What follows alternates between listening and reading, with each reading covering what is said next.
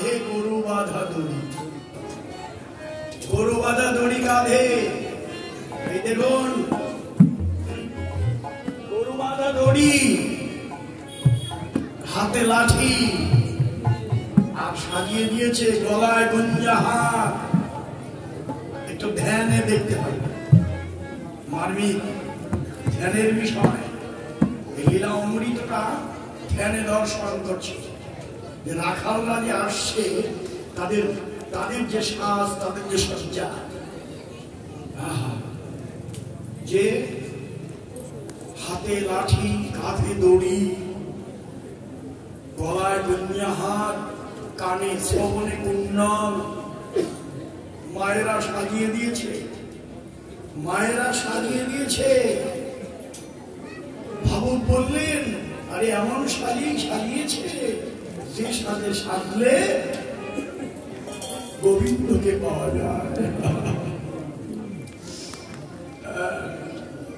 মারা তো জানে কানের সঙ্গে খেলা করা যায়, আর আমাদের জন্যও বলে দিলেন যে এমন সাজে সাজো যে সাজে সাজলে গোবিন্দ কৃপা। এটাই তো আসল সাজ। এই যে আপনারা যে সাজে এখানে এসেছেন, কোন কোন ভক্ত দামোদর ব্রতের শেষ দিন রাস পূর্ণিমা তিথি, এই শাস্তিতে এসেছেন আপনারা। এমন একটি পূর্ণ দিন আজকে আপনি ভেবে দেখুন, একেতে রাস পূর্ণিমা তিথি, বিখ্যাত তিথি।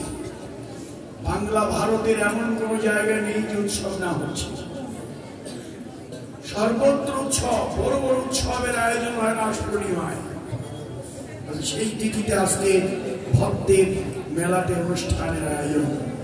তিথিটা পড়ে গেছে, বিখ্যাত তিথি রাস পূর্ণিমা তিথি।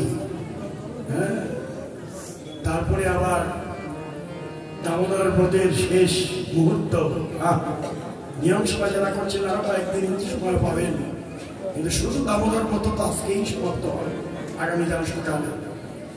এই যে চরম মুহূর্তে আপনি যে সাজে সেজে আছেন, এই সাজটাই গোবিন্দ খুব গ্রহণ করে নেয়। সে তার চরণে আশ্রয় দেওয়ার মতো সাজ আপনার করে দেবেন। অন্য কোন সাজ গোবিন্দের পছন্দ নয়। আমায় সাজাইয়ে দে